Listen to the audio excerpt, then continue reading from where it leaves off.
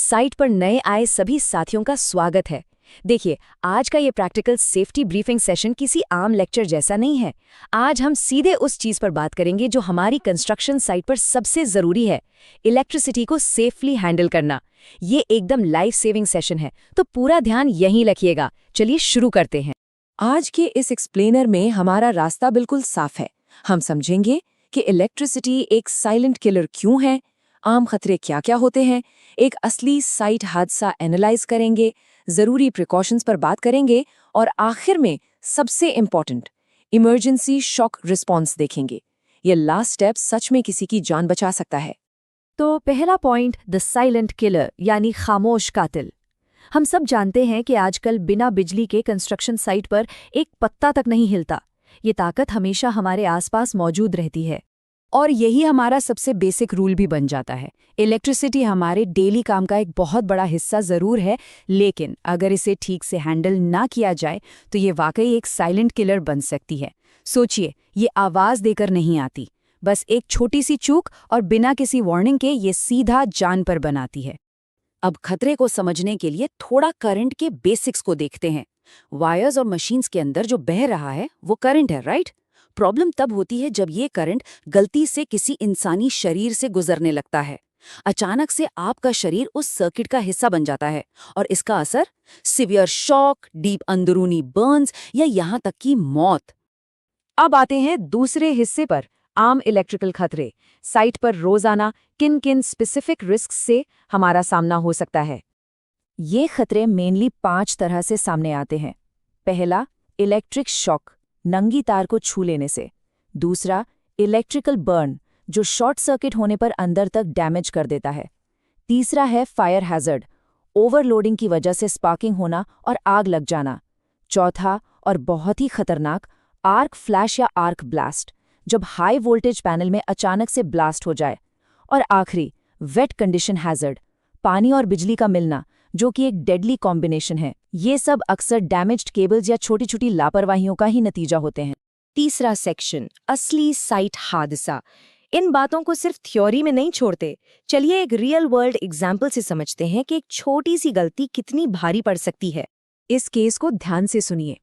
एक दिन साइट पर एक वर्कर ने बिना सोचे समझे एक डैमेज्ड केबल का इस्तेमाल शुरू कर दिया। और हाँ, उसने बेसिक सेफ्टी ग्लव्स भी नहीं पहने थे। यहाँ डिजास्टर की पूरी स्क्रिप्ट पहले से लिखी जा चुकी थी, क्योंकि सबसे बेसिक नियम जैसे प्रॉपर पीपीई पहनना और खराब इक्विपमेंट को हाथ न लगाना पूरी तरह से इग्नोर कर दिए गए थे।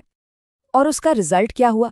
जैसे ही पावर ऑन हुई और उस डैमेज्ड केबल में करंट आया, उस वर्कर को एक जबरदस्त पैरालाइजिंग शॉक लगा और वो तुरंत जमीन पर गिर गया। ये दिखाता है कि हादसा होने में 1 सेकंड का भी वक्त नहीं लगता, किसी को संभालने का मौका तक नहीं मिलता। लेकिन यहाँ सबसे बड़ा टेक अवे पता है क्या है?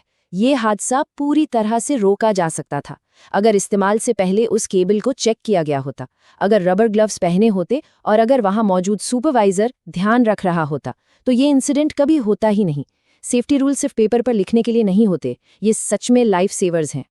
चौथा सेक्शन, जरूरी सुरक्षा उपाय। यही वो कदम है जो इन खतरों को आप तक पहुंचने से पहले ही ब्लॉक कर देते हैं। ये हमारी साइट के नॉन नेगोशिएबल स्टैंडर्ड्स हैं। ध्यान से सुनिए। हमेशा इंश्योर करें कि वायर्स प्रॉपर्ली इंसुलेटेड हों, कोई नंगी तार बाहर ना दिखे। अर्थिंग बिल्कुल परफेक्ट होनी चाहिए ताकि कोई भी लीकेज सीधा जमीन में चला जाए। रबर ग्लव्स और इंसुलेटेड टूल्स का इस्तेमाल हमेशा करना है।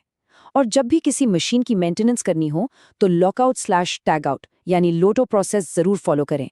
और हाँ, एक बात और, इलेक्ट्रिकल काम सिर्फ और सिर्फ ट्रेन्ड और ऑथोराइज्ड इलेक्ट्रिशियन ही करेंगे, कोई और नहीं।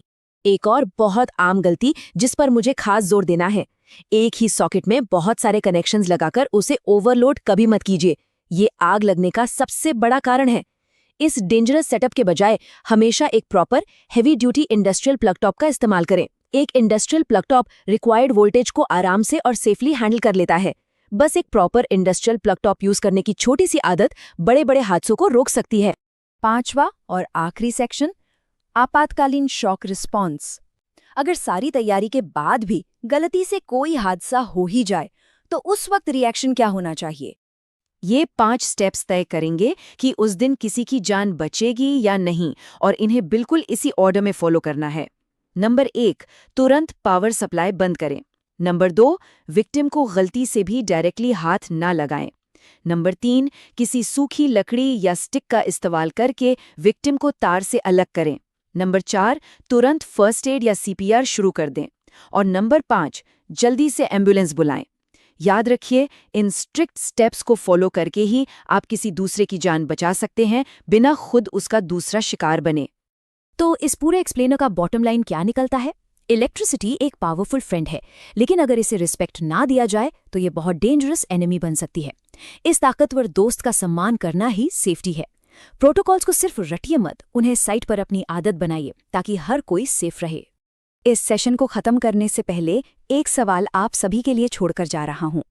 क्या आज इन सेफ्टी प्रोटोकॉल्स का सख्ती से पालन करना ही वो वजह बनेगी जिससे कल एक कोवर्कर सही सलामत अपने घर वापस जा सकेगा? जवाब हम सब जानते हैं। आज सीखे गए ये रूल्स एक आम दिन को ट्रेजेडी बनने से रोकते हैं। इन्हें हमेशा याद रखें और हाँ, हमेशा सेफ रहें।